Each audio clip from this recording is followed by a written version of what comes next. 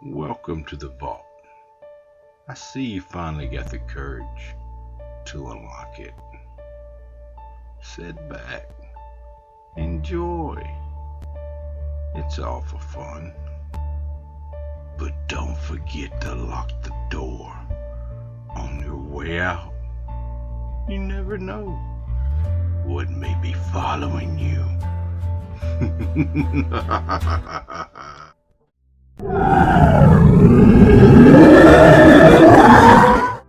What is that, you ask? That's the same question me and my wife asked the first time we ever heard it scream. I guess to tell the story, I need to start from the beginning. Me and my wife decided to go off the grid. We had been talking about it, joking you might say, for several years. But when the economy crashed and all the other troubles started around the world, that made our minds at force. It was no longer a thought or a joke. We decided really to do it. So we both turned in our notices at work, told our friends, told our family, which all said that we were crazy. We were leaving two good jobs to go in the middle of nowhere to live like hermits. Now neither one of us were so-called woodsmen. We had read all the books that we could find, took several classes on survival. We thought we knew what we were getting into. We thought we were prepared. But nothing can prepare you for what happened to us. I will not give the exact details of the area we went to. I will just tell you it was mountainous with diverse wildlife. After several days, we left the city. We finally arrived at our destination. We set up our small camp, started getting everything together. No one was around for miles and miles. It was so beautiful, so peaceful. I looked at my wife and said, "Why haven't we done this sooner?" We had been at our campsite for about 3 weeks before the first incident. It was small stuff, like when we would leave to go out foraging, looking around. We would come back, stuff would have been messed with. We thought it was small critters, nothing else, nothing to be alarmed about anyway. Then one evening, sitting around our campfire, we'd already finished our supper. We were just sitting, relaxing and talking. We started noticing small rocks and sticks were being thrown out of the forest at us. And we couldn't figure out what this was at first. It sort of kind of alarmed my wife. I said, "Don't worry, it's probably just kids or something." She just looked at me and said, "Really? That's your explanation? Kids? We haven't seen anybody for 3 weeks. Where do the kids come from?" I just sat there and kind of thought, she's right. Where would the kids have come from? Well, I stood up all of a sudden and said, "Hey, I don't know who you are, but you better quit throwing that stuff. I mean it." And right then, it sounded like 15 tigers just roared all at one time. I've never heard something that loud and felt it. Well, now I'm freaking out along with my wife. "What are we going to do?" she said. "Well, the first thing is we're going to build up that fire." I walked over to the tent, grabbed my rifle out, set it by the little stump I was sitting on, and started stoking the fire. Our little campfire went to a raging bonfire in just a short time. Well, needless to say, I didn't get any sleep that night. My wife finally fell asleep right next to me, curled up. I never did see anything, and the only thing I heard the rest of the night was movement around in the woods. It sounded pretty big, but like I said, I never saw anything, so I didn't know what it was. The next morning finally came. She woke up, we started talking, fixed us some breakfast. She said, "What was that last night?" "Honey, I don't know." She said, "Did you hear the knocking too?" I said, "Knocking?" She said, "Yeah. When you went and got your rifle, It sounded like the woods lit up with like a Morse code, something tap, tap, tap on the trees. It would be far away, then close up, then far away, and it sounded like it moved. No, I didn't hear that. I was too busy with the fire. Well, we sit there and talk for a little while longer. And we decided, well, let's go see if we can find any evidence or tracks of some kind to figure out what this was to put our mind at ease. So we headed out. I carried my rifle just in case we run into a bear or moose or whatever. Didn't really know because we didn't have any idea what this could have been. We started out by circling our camp and just ever gradually getting wider and wider with our circle. But you gotta remember, the forest is not a place where tracks are easily found. Because of the dense underbrush and the leaf litter on the ground, you just couldn't really find anything. You could tell something had been moving around in the area, but that could have just been deer. Well, we had been out most of the day, scouting, looking, not having any real good luck. And it started getting pretty late in the day. I decided we might want to get back to camp before it gets dark. But we didn't have any lights with us. Until we started walking back, I didn't realize how far we had came, how much ground we had covered. We had probably covered half a mile or so. And like I said, we didn't see anything but regular game trails. But all of a sudden, my wife goes, "Pew-wee, man, that's a bad stinking skunk. I hope it stays away from our camp." Well, you're right. I've never smelled a skunk smell that bad. We were probably a few hundred yards or so away from our camp, and we started hearing something that sounded like at first an owl, but it just wasn't right. My wife said, "What's wrong with that owl?" I don't know. It don't sound right. Well, we finally got back to camp, and something had come through our camp and destroyed it. I'm talking about flipped up the logs that we used to sit on, threw the firewood everywhere, mangled our tent. Then we noticed the upside down tree. Right in the middle of where our tent was supposed to be, there was a tree about 10 inches around, about 11 foot tall, with the roots still attached to it, where it had been freshly pushed over and pulled out of the ground, stuck upside down in the middle of what was left of our tent. Me and my wife just looked around and just kept looking at each other and looking around some more. She was the first one to speak. "What in the hell did that?" "Honey, I don't know." "Well, I don't know is not good enough for me. What can do that to a tree?" I had no answer. I was amazed and shocked myself. "Well, what are we going to do?" I don't know." "Well, I know this. Something doesn't want us here." Then, as on cue, that same growl howl comes out of the forest. And that's so loud you can't tell how far away it is, but it feels like it's going to bust your eardrums. Then my wife decides to lose it. She says, "I don't know what that is, but I am not staying here. We're not wanted. It's obvious. Let's go." "Let's go? Where are we going to go?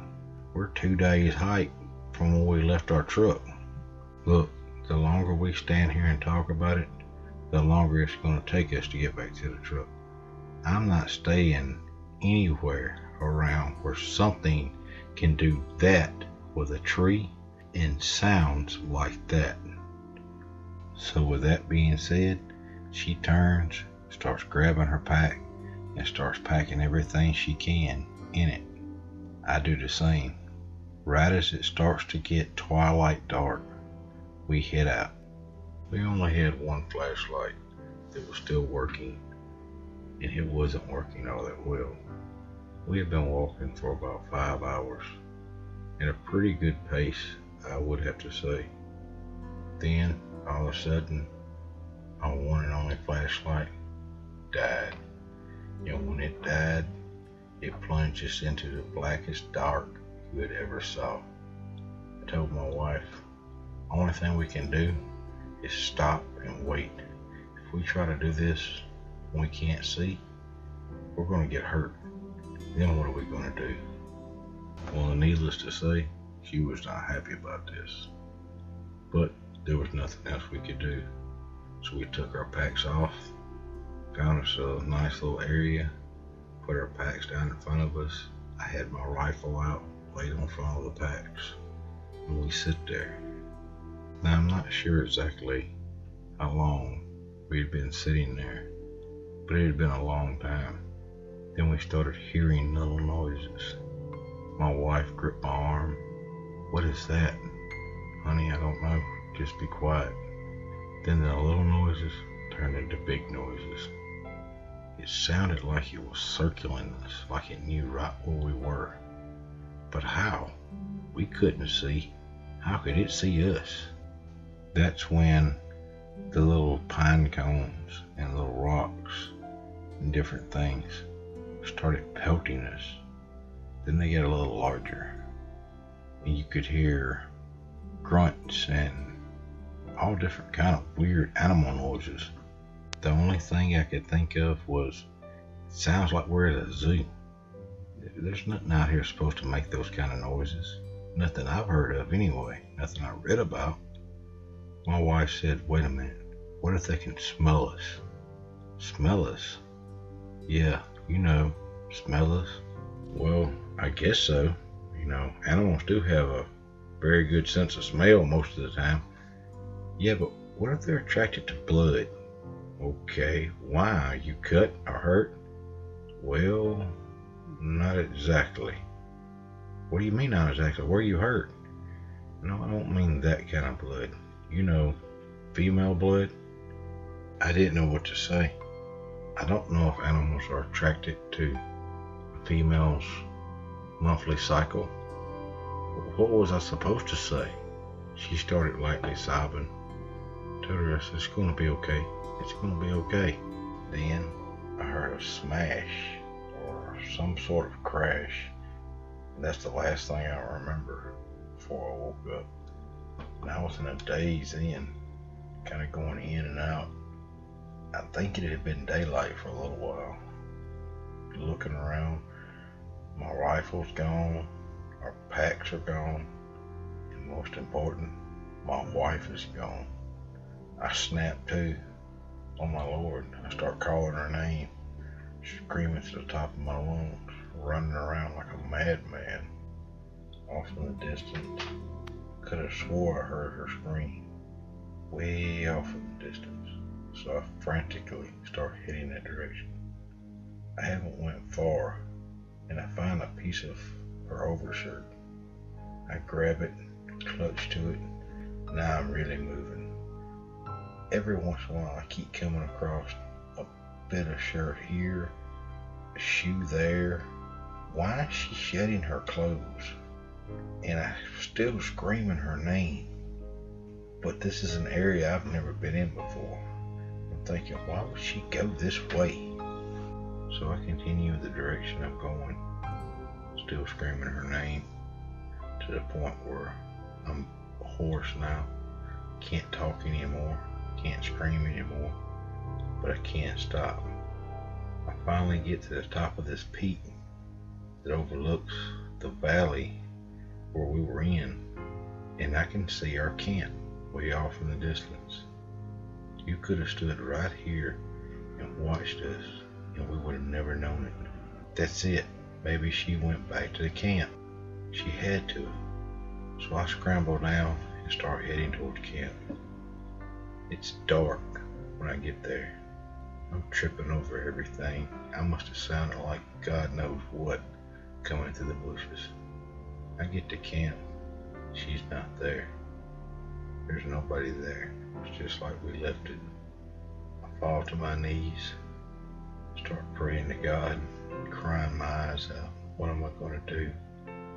I sit there for it seems like an eternity, trying to figure out what I'm going to do now. and way off in the distance, I hear that same horrible howl. Whatever that is, I believe it took my wife. Why it didn't take me, I don't know. Maybe it thought it killed me and just left me. Maybe it was only after my wife. I stayed there for 4 more days, looking and searching, never finding anything else of my wife. I finally decided I wasn't going to find her on my own. I had to have some help. So then I decided to make the long trek back out over a couple more days to our truck. Found our keys where we had hid them and went to the nearest local ranger station. When I got there, I just broke down, and the ranger didn't know what to think of me.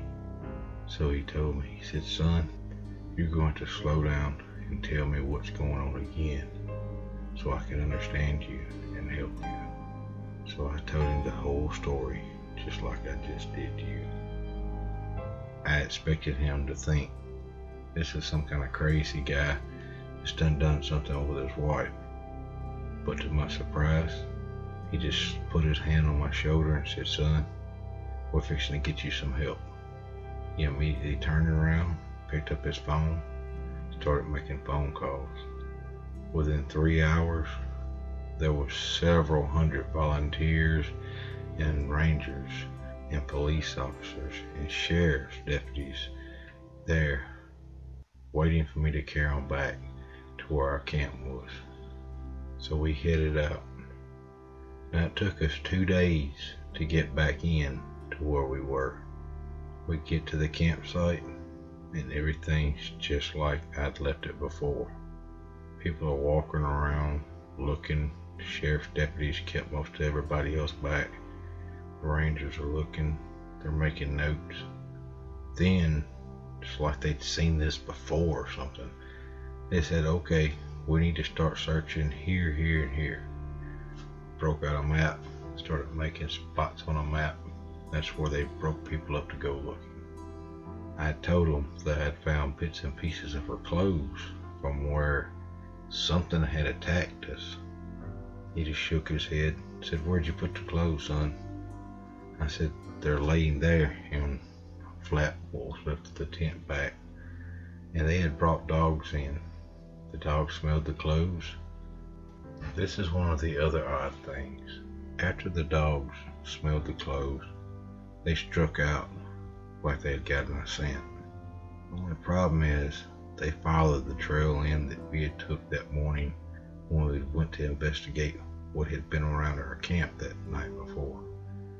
They went around, went everywhere we had went, and came straight back to the camp. And that's the only place they would go. They wouldn't track or scent anywhere else. And I just could not understand it. They said that was normal sometimes. Sometimes the scent can get blowed away where they can't smell it. Didn't make any sense to me. What do I know? I just wanted to find my wife. During the time we were doing all this trekking with the dogs, several other search parties had went out. They'd even called in a helicopter. Several hours had went by. And then I was standing next to one of the rangers when his radio went off. It was the pilot from the helicopter. They had seen something up on one of the ridges a couple of miles from our position.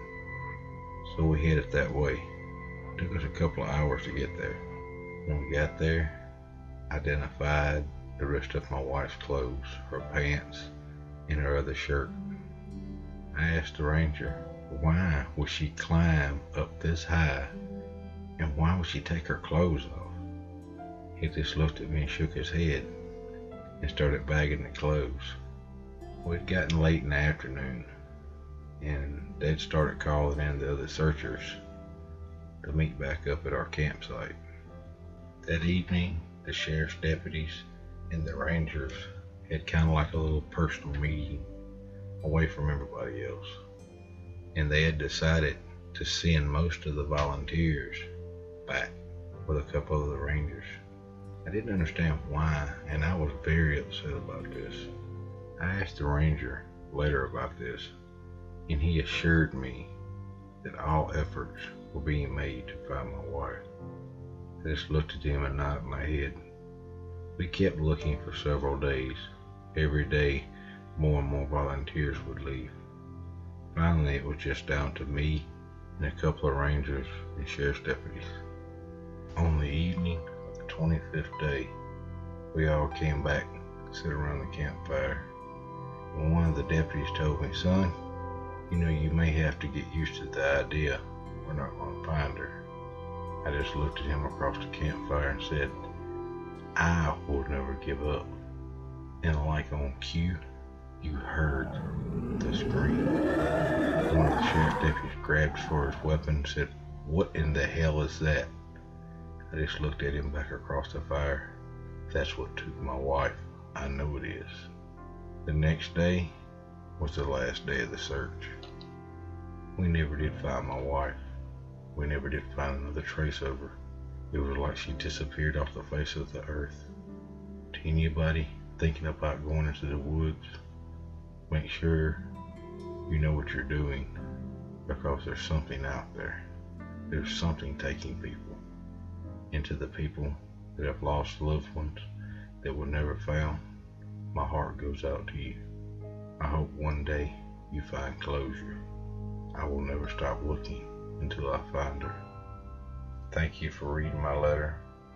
Remember, people, if you like the stories you've heard here tonight, to subscribe and like, and look for other shows of the Bigfoot Bonanza in the links below. Have a good evening.